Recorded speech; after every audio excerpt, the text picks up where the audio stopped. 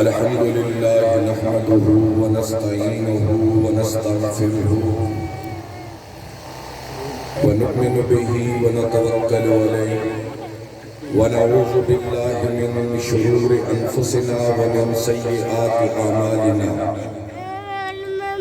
من يهده الله فلا مضل له ومن يضلل فلا هادي له وأشهد أن لا إله إلا الله وأشهد أن محمدًا عبده ورسوله يا أيها الإنسان ما غرك بربك الكريم الذي خلقك فصواك فعدلك في أي سورة ما شاء ركبك صدق الله مولانا العظيم.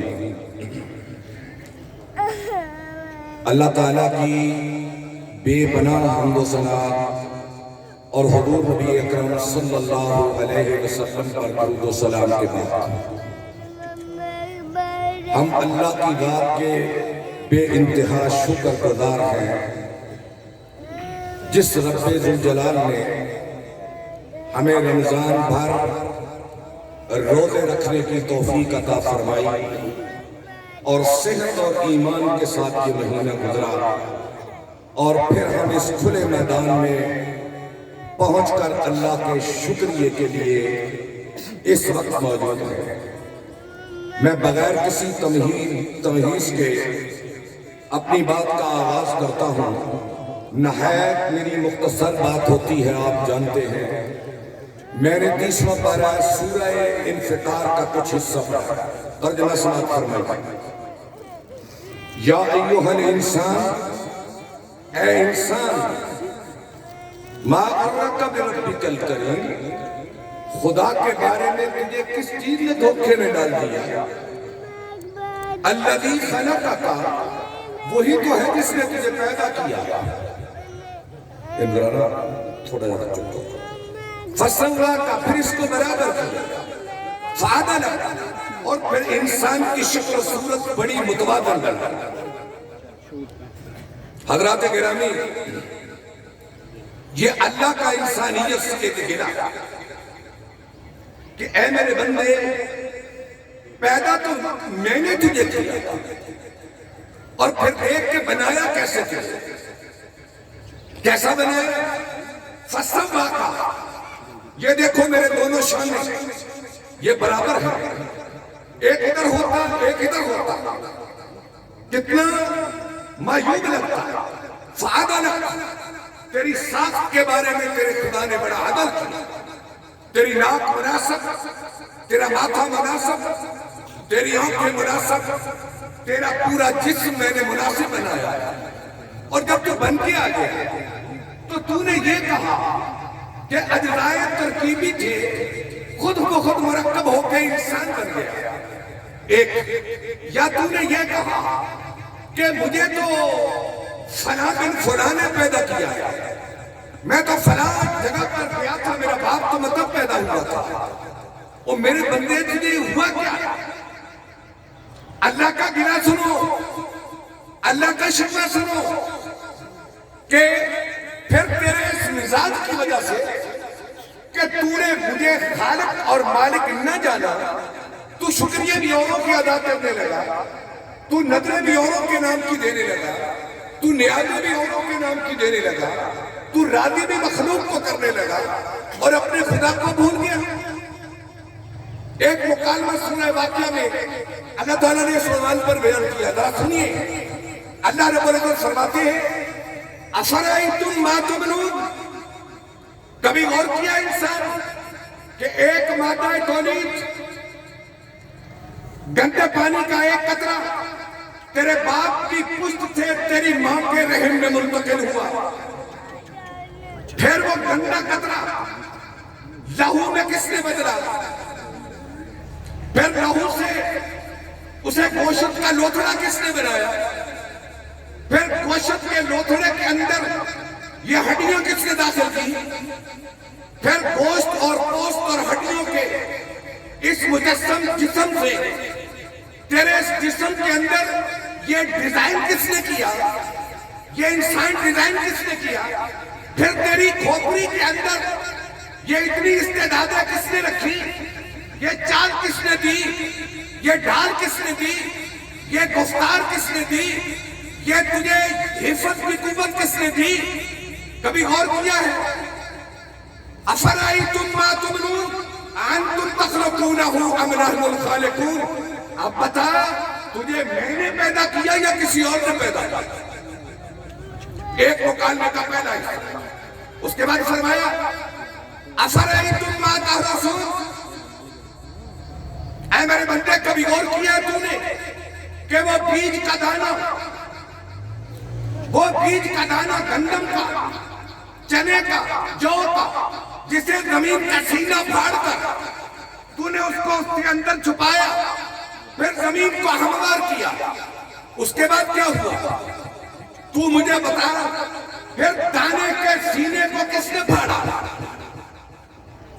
پھر اس سے کونپل کس نے نکالی، پھر کونپل باہر آ کر گدرائی، پھر وہ سٹے بنے، پھر اس کی جیبوں میں دانے کس نے ڈالے؟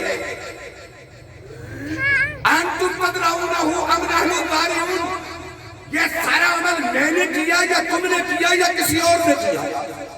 آگے تیسری بات، افرائیتم الماء الذی تشربون، اے میرے بندے غور تو کر، جس پانی کو تو پیتا ہے وہ ٹھنڈا بھی وہ میٹھا بھی، انتم انزلتموہ من المزن ام نحن المنزلون، اس کو آسمان سے تو نے اتارا یا میں نے اتارا؟ آگے چل کے کیا فرمایا؟ لو نشاء جعلناہ اجاجا، میں چاہتا تو اس پانی کو کڑوا کر دیتا، یہ زمین کی تہوں سے میٹھا پانی تم نکالتے ہو یا میں نکالتا ہوں؟ آسمان سے بارش کا میٹھا پانی تم اتارتے ہو یا میں اتارتا ہوں؟ قل ارائیتم ان اصبح ماؤکم غورا فمن یاتیکم بماء معین، میں چاہوں تو زمین کے سوتے خشک کر دوں، زمین کے سوتے خشک کر دوں، پھر زمین سے تم پانی کی ایک بوند بھی باہر نہ لا سکتے، میں بارش کے سلسلے بند کر دوں، میں بخارات کو روک دوں، میں سمندروں کے سکون کو حکم دے دوں اور بادل کے فرشتے رک جائے، بادل آسمان پہ بخارات بن کر نہ چڑھے، جاؤ تو ہے مجھے جو بارش کو اتار سکے تو لے کے آؤ۔ یہ اللہ کا شفا، یہ اللہ کا گلہ، جب قرآن اترا تب بھی اور اب بھی۔ دیکھیں میرے بھائیوں کہ انسان کو اللہ نے پیدا کیا، خالق وہ، مالک بھی وہ، اور شکر اس کا ہوتا ہے جو خالق بھی ہو اور مالک بھی ہو۔ میرے بھائیوں ہمارے پاس جتنی بھی نعمتیں ہیں، نہ ہم اس کے خالق ہیں نہ اس کے مالک ہیں۔ اچھا بتاؤ، دنیا سائنس کتنے ترقی پر پہنچ گئی، کتنے عروج پر پہنچ گئی، لیکن ایک بچہ تو بنا کے دکھائیں، ایک بچہ پیدا کر کے بنا کر تو دکھائیں، نہیں بنا سکتے کیونکہ بنانے والا بھی وہ ہے، مالک بھی وہ ہے۔ پھر میں جوان ہوا، میری چھاتی چوڑی ہو گئی، میری قوت ہو گئی، حتی بلغ 40 سنہ، میں 40 سال کا جوان ہو گیا، اور پھر میں خدا سے بگڑ گیا۔ بگڑا کیسے؟ میں بے اولاد ہوا تو میں نے زکریا کی طرح اللہ کو نہ پکارا، میں بے اولاد ہوا تو ابراہیم کی طرح میں نے اللہ کو نہ پکارا، میں بھول گیا کہ اللہ نے قرآن میں اپنا تعارف کیا کہا، میں بھول گیا، میں نکلا عاملوں کے پاس، میں نکلا طویل گنڈوں والوں کے پاس، میں نکلا درباروں کے پاس، میں نکلا مردوں زندوں کے پاس، کبھی کوئی منت، کبھی کوئی منت، کبھی کوئی نظر، کبھی کوئی نیا۔ یہ آج کے انسان سے بھی اللہ کا کیا ہے کہ ساری طاقتیں میرے پاس، تو کہاں سے کہاں نکل رہا، کدھر جا رہا، اور چاروں طرف کے حالات ہیں، تو اہل حدیث تھوڑے سے ہو جو اس طاقتور عقیدے کے ساتھ کھڑے ہو، ارد گرد آپ کو یہی ملے گا، لیکن اگر کہ متحد جماعت کی آستینوں میں مجھے ہے حکم اذا لا الہ الا اللہ، میں یہ کہوں گا، ذرا سنیے، اب شکر کس کا بنتا ہے؟ خالق کا، مالک کا۔ میں تو مالک نہیں، میں اپنی جوانی کو بڑھاپے سے بچا نہیں سکتا۔ ہے کوئی جو اپنی جوانی کو بڑھاپے سے بچا لے؟ ہے کوئی اپنی خوشحالی کو مفلسی سے بچا لے؟ ہے کوئی اپنی زندگی کو موت سے بچا لے؟ ہے کوئی اپنی مالداری کو بچا لے؟ اپنے اقتدار کو بچا لے؟ نہیں، میں نے دیکھا ہے رات کے بادشاہ دن کے فقیر ہوتے، میں نے دیکھا ہے تندرستوں کو بیمار ہوتے، میرے جوانوں گبرو انسانوں کو موت میں قبر میں اترتے دیکھے۔ او بھائی، میں تو اپنی جوانی کا بھی مالک نہیں، میں تو اپنے اقتدار کا بھی مالک نہیں، تو اس لیے شکر کس کا کرو؟ جو نعمت کا خالق بھی ہے اور نعمت کا مالک بھی ہے۔ یہ میری آپ کی دولت، میں آپ کی تباہ پہ درانی کا باعث نہیں بنوں گا۔ 2 یا 4 منٹ اتفاق سے موسم ٹھنڈا ہے، ورنہ یہ تو مسجد مبارک میں عید گئی تھی۔ 2-4 منٹ۔ اچھا، یہ جو نعمتیں ہیں، یہ جوانی، یہ مالداری، یہ اختیار، یہ اقتدار، اس کا شکریہ یہ ہے کہ نعمتوں کو بانٹو۔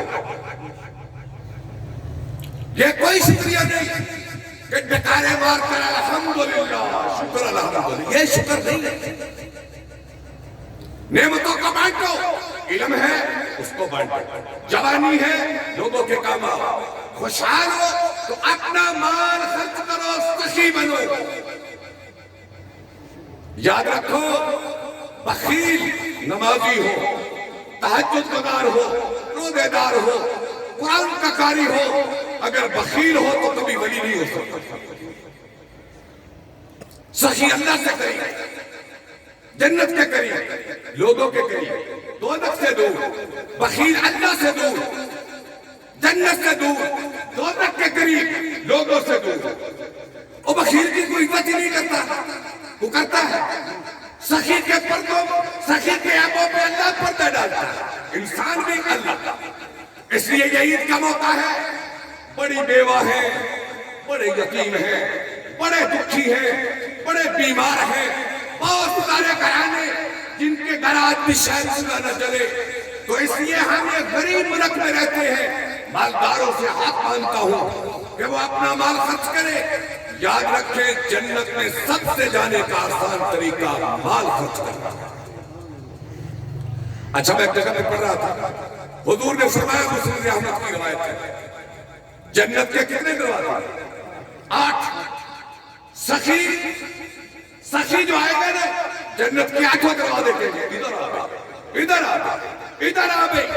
روزے دار تو باب الریان سے جائے گا، نمازی باب الصلاۃ سے جائے گا، مجاہد باب الجہاد سے جائے گا۔ سخی کو 8 دروازے کریں گے، آ جا گئی، آ جا۔